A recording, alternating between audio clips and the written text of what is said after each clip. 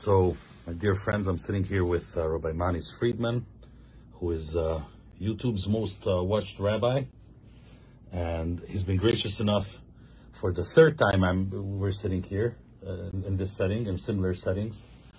Although the last two times that we've met, we spoke about happier things, right? But now there's I don't know, is there any reason to be happy nowadays? Or because obviously the war in Israel is taking human lives, many of them actually. Israel has seen its biggest, the Jewish people have seen their biggest tragedy since the Holocaust, in terms of number of people lost on a single day or in a short period of time. Is there reason to be happy? There's definitely a need to be happy.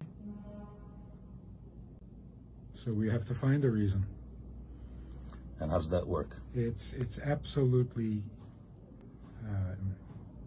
necessary, imperative. We must stay happy. Because if we lose our happiness, they've already won the war. We can't give in to evil. And losing your happiness over it means that they've made some inroads. They've won a battle. First they make you unhappy, then they make you scared, then they make you give up. You see, it's not a good way to go. So we can't give in even spiritually, emotionally. Yeah, we have to be happy. The world is so confused. I mean, we're all very aware of how evil, how disgusting, how primitive. But that's just the symptom. The cause and the root of it all is that the world is so confused and doesn't know up from down, doesn't know right from left, doesn't know right from wrong. Very confused. I'm not talking about Hamas. They're not confused. They're just bad. But the rest of the world, what is wrong with the world? So first of all, we have to ask ourselves, what did the world do to produce Hamas?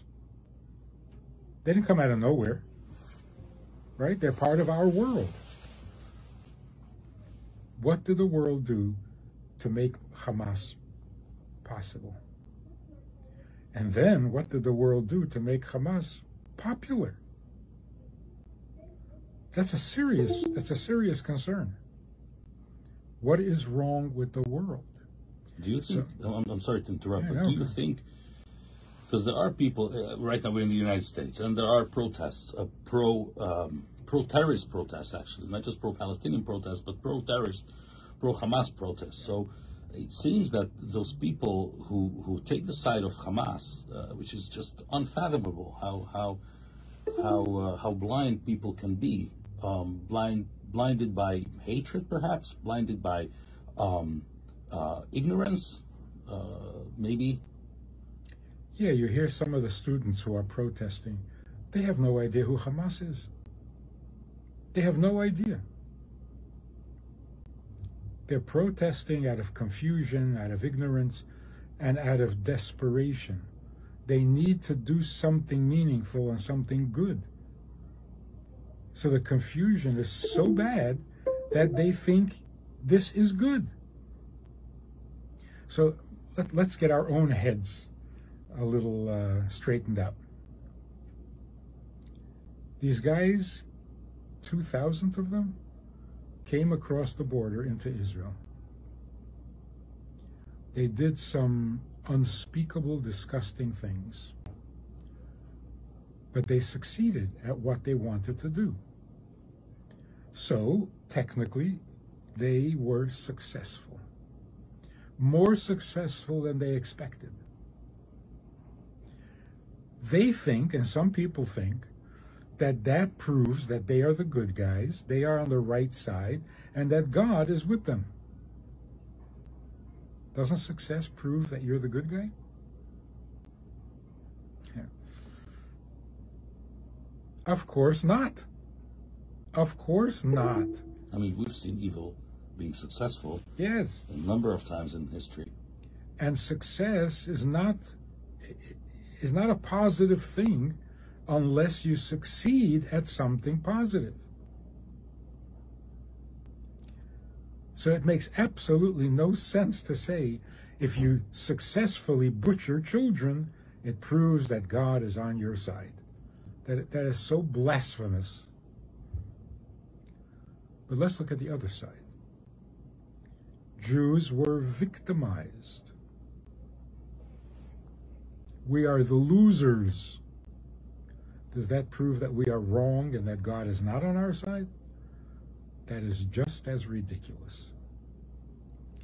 Failure and success doesn't give you a value. What are you successful at, and what is your failure? That we were dancing on Simchas Torah and not expecting to be attacked? What, is that a criticism? So 50 years ago, we were attacked on Yom Kippur. 2 weeks ago, we were attacked on Simchas Torah. Is there a message here? A very strong message. We know what they did. We know what they are. Who are we? Well, it happened on Yom Kippur. Who are we? We are people who fast on Yom Kippur. And it happened on Simchas Torah. So who are we? We are people who dance on Simchas Torah. That's who we are. So who are the good guys and who are the bad guys? They are terrorists, murderers, who happen to really enjoy killing. I mean, watch the videos. Not what they did, how they enjoyed it. It wasn't a political statement. It wasn't a political movement. It was sheer pleasure. The pleasure of killing. Who are we? We are Yom Kippur people. We are Simchas Torah people. We are the Jewish people. Our ancestors for 3,000 years fasted on Yom Kippur. We fast on Yom Kippur. And they danced on Simchas Torah. We dance on Simchas Torah. They lived in the land of Israel. We live in the land of Israel. The land was given to them, and it's theirs. The land is given to us, and it's ours. We are the people of the book. We are the children of Israel, who God gave the land of Israel to. That's who we are. We should be apologizing. We should somehow feel guilty or ashamed, or even sad about ourselves. It's very sad that the world is so messed up, so confused they don't know right from wrong. It's staring them in the face and they don't see it. So the first thing is, we have no reason to feel guilty, to feel embarrassed, to feel defeated. Yeah, we were hurt, not defeated. On the contrary, now we are so happy to be who we are and not who they are. That's one reason to be happy if you're looking for a good reason for. So, one other thing that we need to focus on.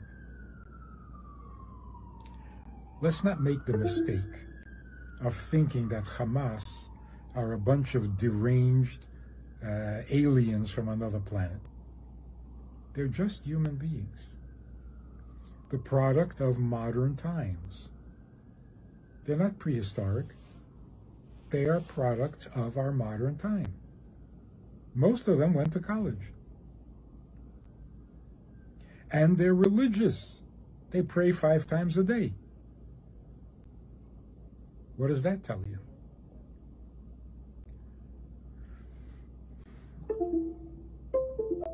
Massacring, burning people alive, killing children. What, is this new? What, this never happened before? Come on. It's been going on all of history.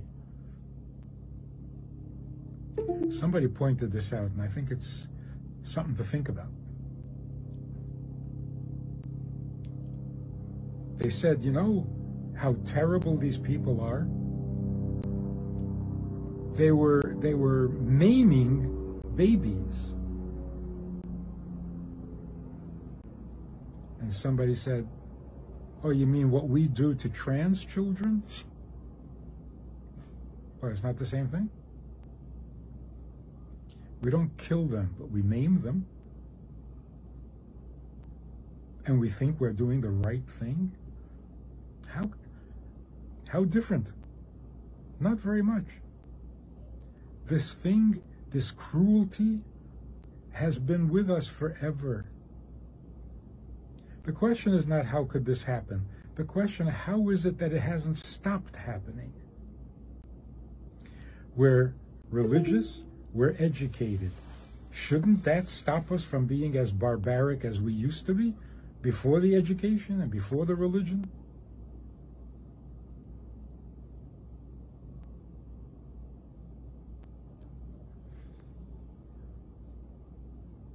The fact is, the two segments of society that are the worst in supporting Hamas and supporting what happened on Simchas Torah, you know who they are? College students. Students of higher education. Not the ignorant, not your ordinary worker. They're all pro-Israel. The educated and the religious are so confused about morality, they don't know evil from divinity. Isn't that scary? The two forces in the world that are supposed to make you more of a human being have made you less. So here's the real question. Hamas is Hamas. We know all about it.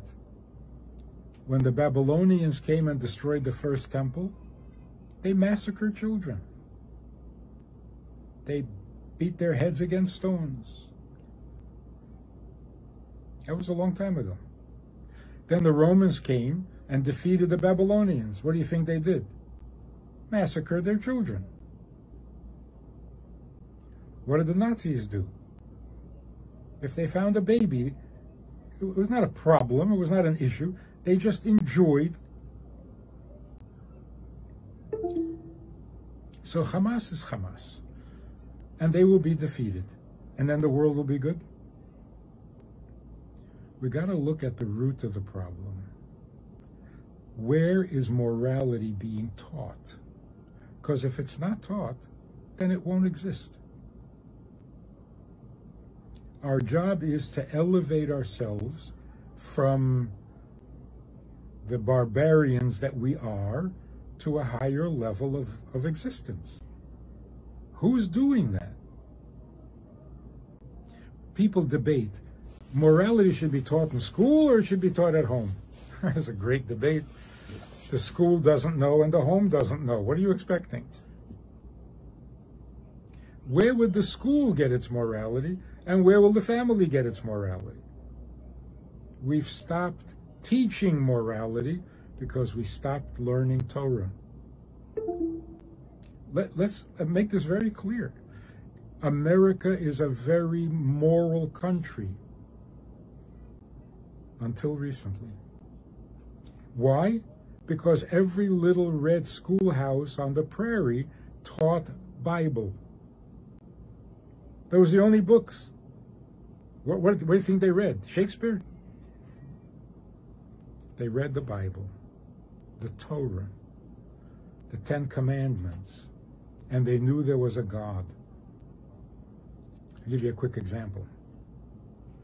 This Russian guy came from Moscow in the 80s, came to Minnesota. And he's an atheist. He was raised by the communist school system, total atheist.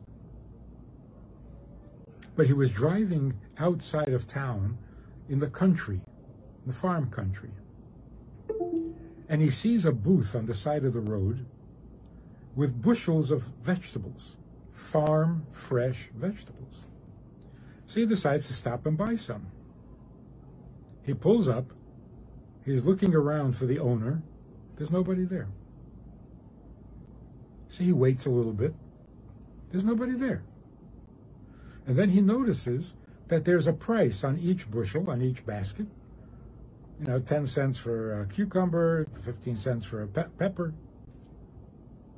And there's a large can hanging on one of the 2x4s, and there's money in it.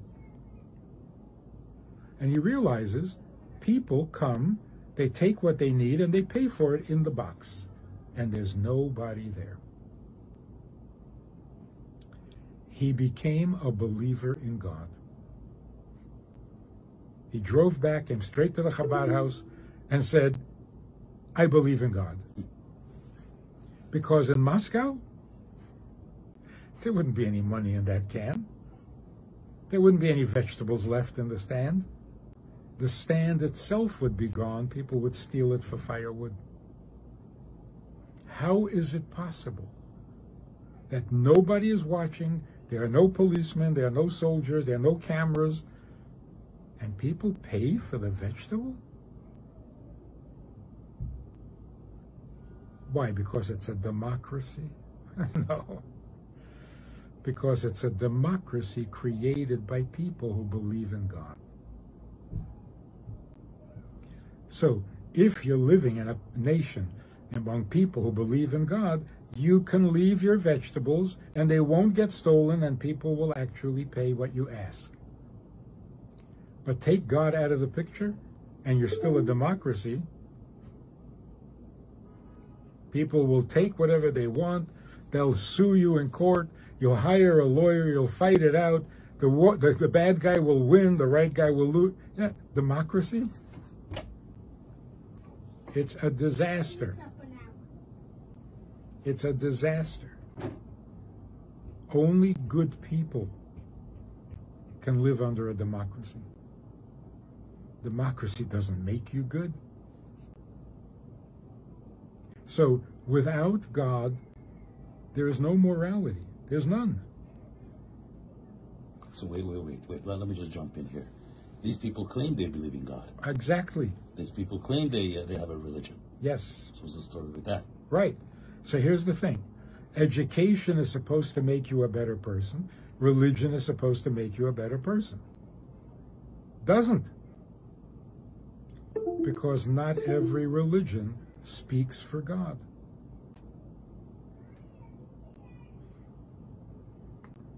The world is so desperate that all people, even people with strong religious beliefs, are confused.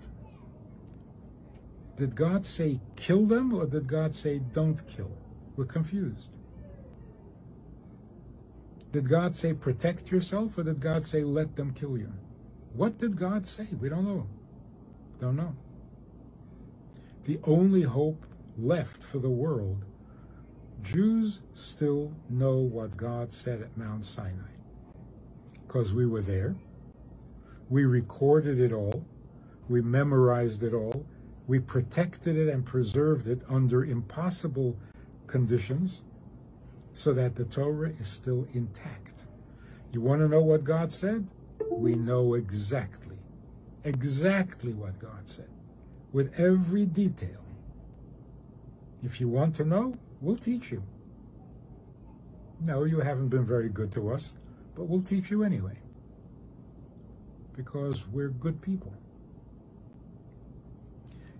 The world has tried very much, and religion is certainly guilty of this, has tried very much to make Jews feel guilty. Like we're the bad guys. Why did the murderers of Hamas, why did they take videos? Why would they put it out on video?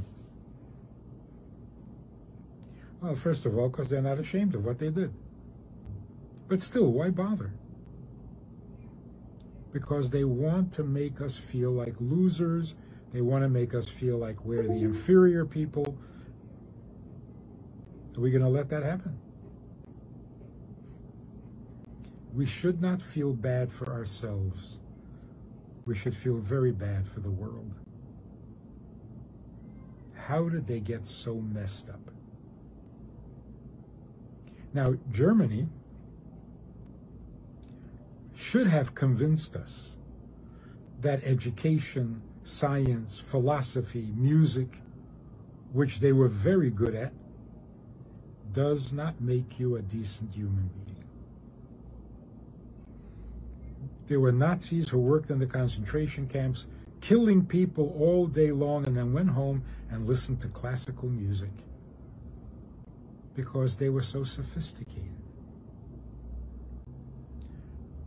Are we convinced that going to college does not make you a good person? In fact, it makes you really stupid. So what happened now is, here are other educated people doing exactly the same thing, but they're doing it in the name of God. That's blasphemous. At least the Germans weren't quoting God. So now we have educated people and religious people, and they're doing the same thing. This is God? No, it's not God. It's not. What? Do I have to argue this? This needs to be debated? That's not God. So how did religion become so ungodly? How did education become so ignorant? Sounds like a contradiction, huh? Religion that isn't godly and education that isn't smart. It's pretty messed up. It has become so clear that most of the world now sees it very, very correctly. Only the most blind and the most disturbed minds still don't see it. Is there any question that Israel belongs to the Jewish people? If you're still in doubt about that, then you're beyond hope. Go back to kindergarten, start all over. Maybe you'll learn something. But debate, to argue and debate the issue whether Israel belongs to the Jewish people? No debate. No conversation. Sorry. Do you have any question or any doubt that Jerusalem is the capital of Israel? Where were you born? What planet do you live on? Jerusalem is the capital of Israel. Who doesn't know that? Only educated people. Only people whose religion has confused them. And we're not going to debate this anymore. It's too embarrassing and degrading to even be part of such a conversation. And by the way, do you know what a woman is? No, you don't know that either. So why are you protesting? Why are you shouting as if you have an opinion? Go home and sit quietly and maybe learn something for a change. That's the sad part of what's going on. Violence, we know. Ugliness, we know. We've been there. But such ignorance, such confusion, where you don't expect it. This has got to be the times before Mashiach, when everything comes out of hiding. The evil that used to hide doesn't hide anymore. They take videos of themselves being evil. They're not hiding. Goodness is still hiding.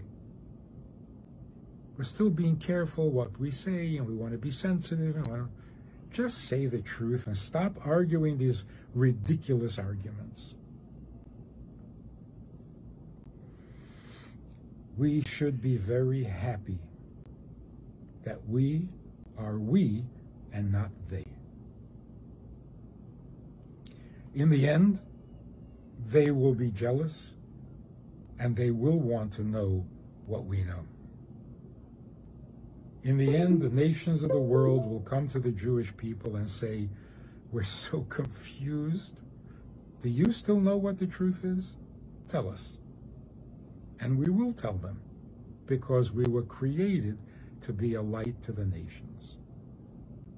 So we'll do it. That's what we're here for.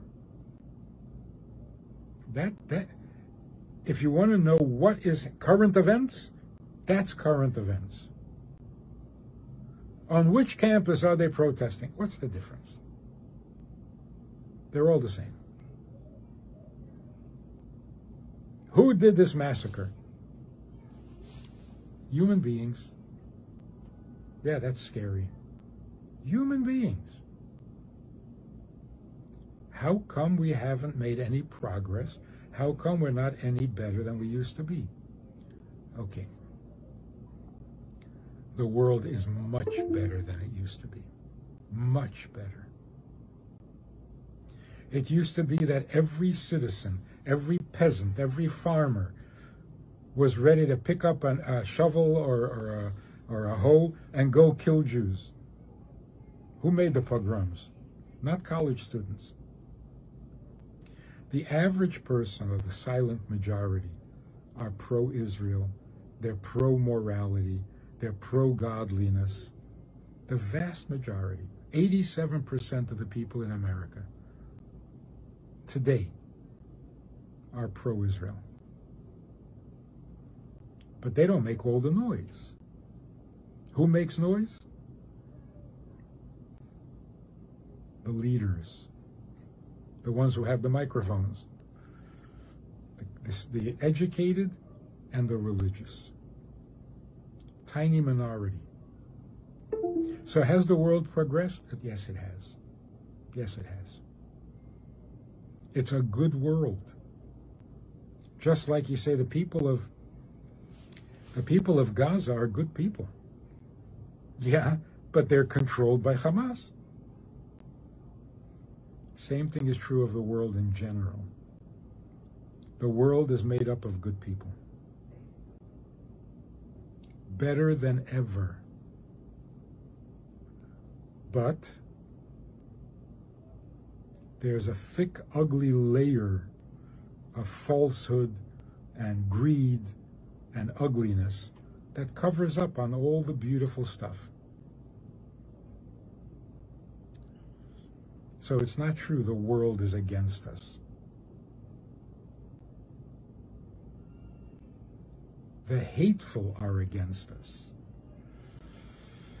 And what about all the protests all around the world? They are so confused they don't even know what they're protesting. They asked a college student, who's worse, Trump or Hitler? Of course, they said Trump. So the interviewer said, even though Hitler killed 6 million Jews? And this college student said, he did? Who are you talking to?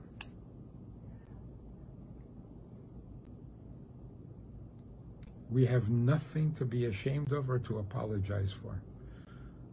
And therefore we should do what we need to do and get rid of Hamas without excuses, without apologies, without even explaining. Because if I have to explain it to you, then go to sleep.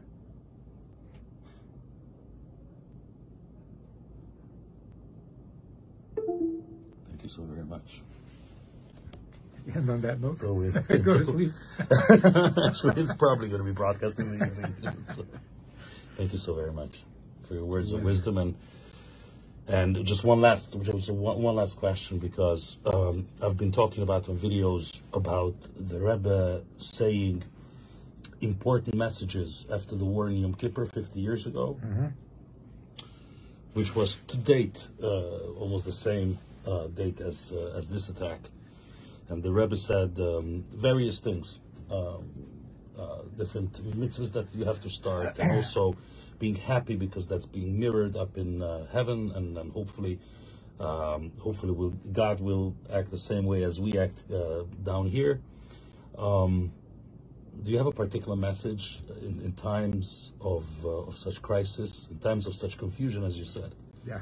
That the Rebbe would point out, that would feel important for everybody to learn from, or for everybody to take home as an exercise? So what can we do? The world is trying to discourage us from being Jewish. What do? We become more Jewish, more proud, more confident. Today would be a wonderful day to do something that is insanely Jewish.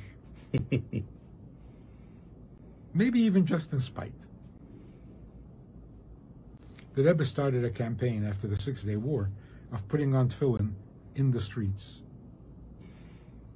And now there's a wonderful campaign on tzitzis, right, with Israeli soldiers, even not religious guys, putting on tzitzis. And there's a shortage of tzitzis in Israel, so which is wonderful. Yeah, there are people sitting up all night here in Brooklyn, tying up knots. So the Rebbe started the campaign for tefillin. Tefillin is not a very well-known mitzvah in the world.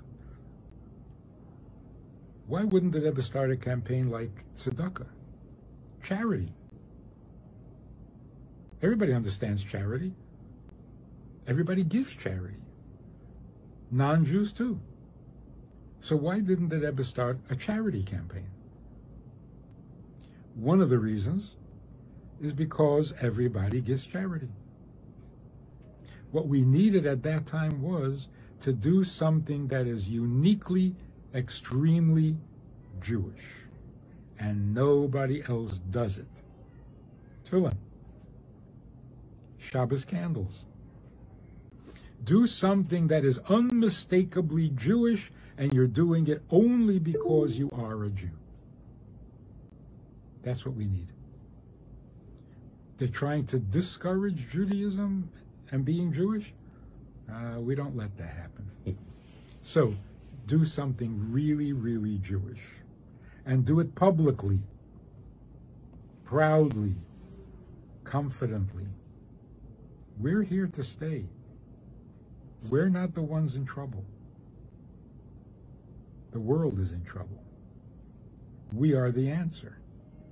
As soon as they're willing to listen, we will teach. And then the world will be good. So put on tefillin, light Shabbos candles, keep kosher, keep Shabbat. Make it very obvious. We are who we are. And it's wonderful, magnificent. Be a proud Jew. Not proud of our ability to fight or play violin or chess or win Nobel Prizes. No. Proud of our Jewishness. Proud of our Torah, proud of our sages and our wisdom and our goodness. We have nothing to apologize for. The world is in trouble. They have not been our best friends, but if they want to learn, we're ready to share. Thank you very much, Rabbi Friedman, for being so gracious with your time. I wish you all hatzlacha, and we just see each other, Mitzvah Hashem. Happy occasions. Amen. It's going to come, hopefully in Yerushalayim, b'meira b'yameinu, b'korov mamish. Amen.